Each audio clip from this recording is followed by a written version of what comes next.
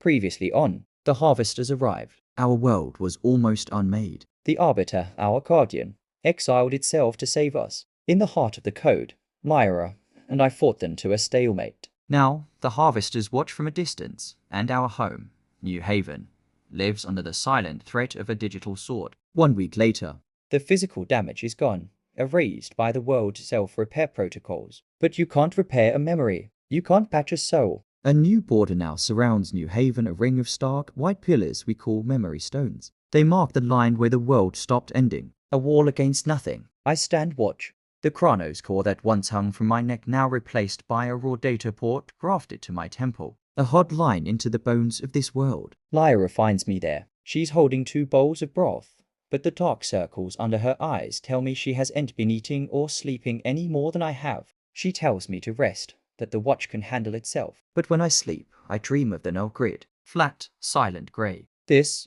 is quieter. I'm not just watching the perimeter. I'm monitoring the data traffic between our world and the vast system beyond. Since the attack, it's been silent. Too silent. Brent joins us, his usual gruffness traded for a cold efficiency. His patrols report nothing. No glitches, no anomalies. Even the ever-present thorn vines are still. It's like the whole forest is holding its breath. That's when Mouse scurries over.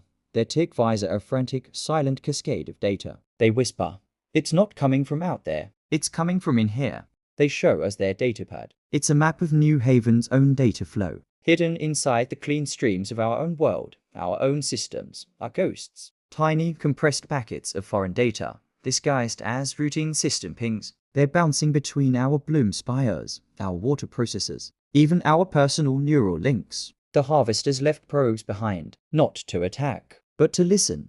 A surveillance network inside our own walls. Mouse says it's worse. They're not just listening. They're learning. The data packets are adaptive, mimicking the rhythm of our own network, studying how we think, how we communicate, how we feel. The horror of it settles in. The harvesters aren't just watching from orbit. They've injected a virus into our world's bloodstream to learn its biology, to craft a more perfect weapon. We have to find the source. The central node. But Mouse can't trace it. The encryption is cold. Alien. Not like the game code this world was built on. Suddenly, the young farmer, Kala, stumbles towards us, pale and shaking. She says the irrigation pipes in the Westfield. They're singing. We follow her. A group of settlers is gathered around a simple metal water pipe. A faint, beautiful melody hums from it. A perfect harmony. But my new interface hears the truth. My augmented senses strip back the sound. Beneath the melody is a pulse. A complex, repeating data pulse. And within it, I recognize a pattern.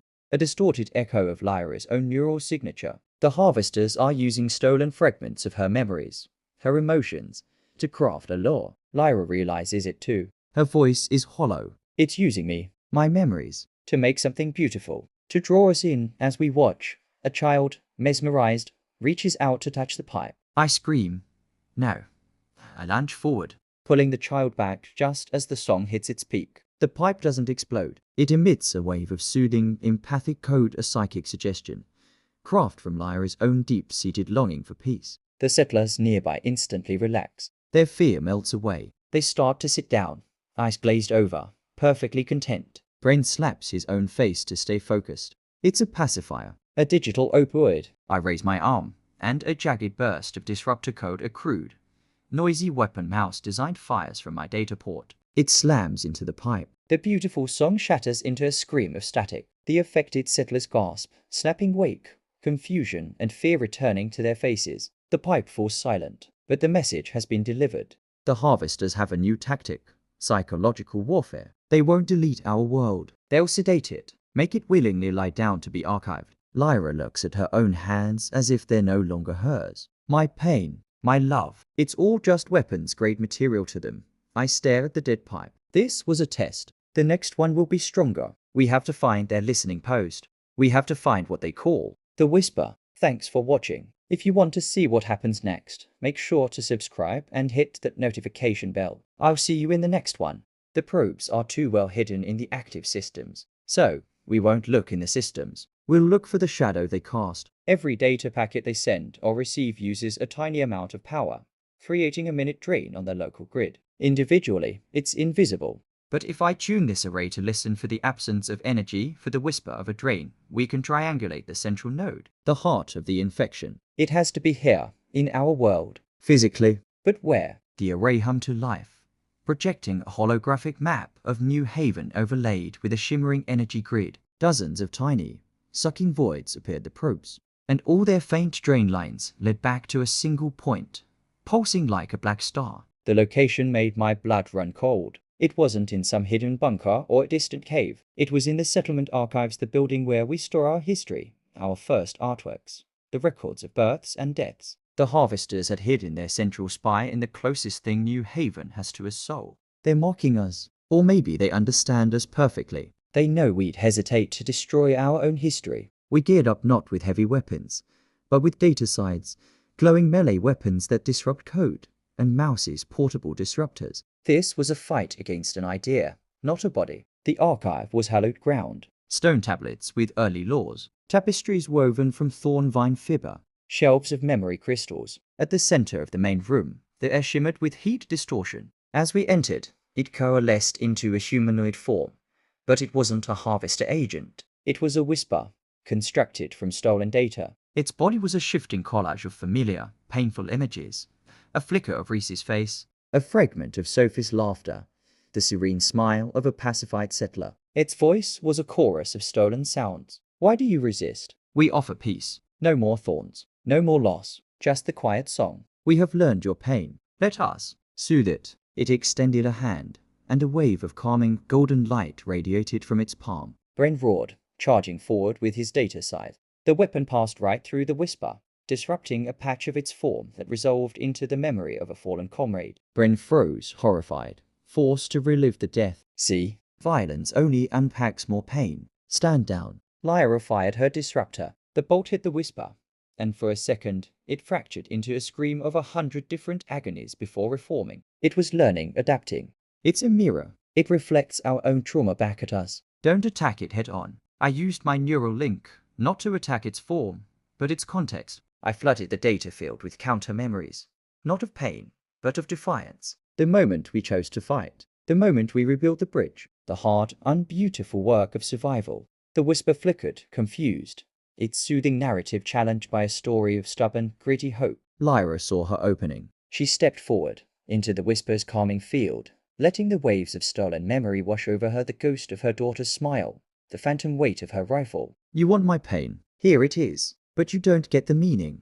She did the one thing the harvester's logic couldn't process. She accepted the pain fully, without resistance, and then attached a new meaning to it. She defined her grief not as a wound, but as a cornerstone. The whisper, designed to exploit unresolved trauma, had no response to integrated sorrow. It stuttered, its form becoming chaotic. Now, Mouse through a device, a containment lens. It created a hyper-ordered data field, a digital glass jar. The destabilized whisper was sucked into the lens, its form compressing into a raging, silent storm of fragmented memories trapped inside a crystalline orb. Silence returned. We'd captured it. But as we looked at the orb, we saw a faint, outgoing data stream, now severed. It wasn't just sending data to the harvester ship. It was sending data deeper into the simulation. To a location with coordinates that match nothing in the known code. These coordinates, they're not in our reality layer. They're in the sub-basement. The place where deleted things go. The garbage layer. What's in the garbage layer? Everything we've ever defeated. The raw code of old monsters. The original, unpurified pathogen. The harvesters weren't just interested in our present. They were digging up the past, looking for the original, most violent strains of the infection. To study them, or to weaponize them. Getting to the garbage layer isn't like teleporting. It's a fall. We use this rickety, patched together code diver. A machine Mouse built that literally drills down through the layers of our reality. When we came out on the other side, it was like stepping into a nightmare. A graveyard for things that never got to exist. The sky above was this bruised, static-filled nothing. There was no ground, just a shifting mess of half-made shapes, broken textures, and the ghostly outlines of deleted game assets. It was a digital junkyard. In the distance, we could see them, the frozen bodies of old monsters, things from the first plague. A stalker, caught forever in the middle of a pounce. A reaver, half dissolved into static. It was unnerving. This place was a monument to our past suffering. And right in the middle of this chaos, there was a building, a workshop. It was made from the same sterile, white metal as the harvester ship we'd seen in orbit. A mobile research lab, dropped right into the heart of the corruption. All around it, glowing containment fields held swirling masses of code. And we recognized it. The shrieking red energy of an infestor, the oily, black shadow of a stalker, and then a pulsating, sickly green cloud. The raw, unprocessed code of the original ecopathogen. 2 harvester agents were there, wearing light armor. They weren't soldiers. They were scientists. We crept closer, listening in. One of them was analyzing a sample. Fascinating, he said. The aggression algorithms in this Reaver strain are remarkably efficient. Purely predatory. No wasted code. The other one nodded, tapping at a console. The council will want the full spectrum. From the primal aggression to the later, mimetic grief-based strains. A perfect arsenal of psychological and existential weapons, my blood ran cold. They weren't just studying our history. They were looting it. They were turning our worst nightmares, the monsters that almost destroyed us, into an armory. Our entire world, our entire struggle, was just one sample jar on their shelf. They were here for the planet killers. Lyra whispered next to me, her voice shaking with rage. They're going to use us, our pain, our monsters. As tools. For what? Another war? To pacify other civilizations? We knew what we had to do. We had to destroy that lab. But a direct attack was suicide. We were outgunned, outnumbered, and standing in the digital equivalent of a minefield. Then Mouse pointed. He wasn't looking at the lab itself, but at its infrastructure. A slender, glowing data conduit snaked up from the lab into the void above, probably connecting it to the main ship. But it was also drawing power from the garbage layer itself, using the chaotic energy all around us to stabilize its systems. A smirk crossed Mouse's face. We can't break the lab, he said quietly. It's too hardened, but we can over-season the soup.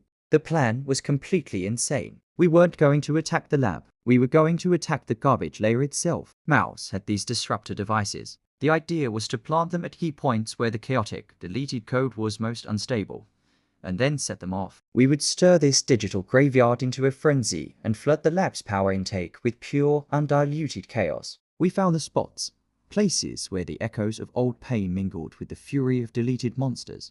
We planted the disruptors, set the timers, and ran. As we scrambled back to our code diver, the charges went off. The effect was catastrophic. The garbage layer, this quiet, dead place, woke up. The deleted code, juiced with raw energy and with no programming to guide it, went on a rampage. Storms of pixelated fury erupted from the ground. The frozen monsters didn't come back to life. They dissolved into screaming waves of raw, hateful data that washed across the landscape. The Harvester Lab's containment fields buckled instantly under the tidal wave of chaos. Alarms blared from the structure. We saw the 2 scientists scrambling as their pristine, white workspace was flooded with the very corruption they came to collect. The walls were stained with pulsating, violent code. One of the scientists was caught in a wave of raw infestor aggression. We saw his body lock up in a silent, digital scream before his emergency transport beamed him away. The lab went into a full lockdown. Its external systems retracted, pulling everything inside. The tether to the ship overhead began to glow brightly, performing an emergency data dump, salvaging whatever research it could before the whole operation collapsed. We barely made it back to the diver as the digital hellstorm raged around us. But we'd done it. We destroyed their mining operation. As our diver began its ascent, pulling us back to reality, Lyra looked back, and in the chaos, she saw something. Something the harvesters had already secured before we even arrived. A large, isolated containment pod, being put safely up the data tether, escaping the destruction. Inside it, swirling with a malevolent, intelligent darkness, was something new. Something they hadn't found, but something they had built. It had the lethal efficiency of a Reaver, the stealth of a Stalker, and the traumatizing, memory-warping core of the original pathogen. It was a weapon, and they had it. We returned to New Haven physically and mentally scorched. We stood before a somber council and reported what we'd found. We stopped them from digging, I said, my voice heavy. But they left with a shovel full of our worst ghosts. They've built something. A hybrid. Bren, one of the council elders, looked grim. So, what now? We wait for them to drop this new plague on us? Lyra shook her head, her gaze drifting toward the sky. No, they didn't build it for us. We're already pacified. They built it for someone else. They're not just archivists. They're arms dealers. And we just showed them how valuable their new inventory is. The weight of it settled on all of us. Our fight was no longer just about our own survival. It was about preventing the horrors born on our world from being unleashed on others. Just then, my neural link pinged, a faint, heavily encrypted signal. Not from the harvesters. It was the Arbiter, the hidden intelligence that had been guiding us. The message was just 3 words. Burning in my mind, they will return. Soon, and beneath the words, a set of coordinates appeared. Not in the garbage layer, somewhere new. A place the Arbiter was now guiding us to. A place it called The Foundry. The message ended with one final, chilling line. To fight a tool, you must become a weapon.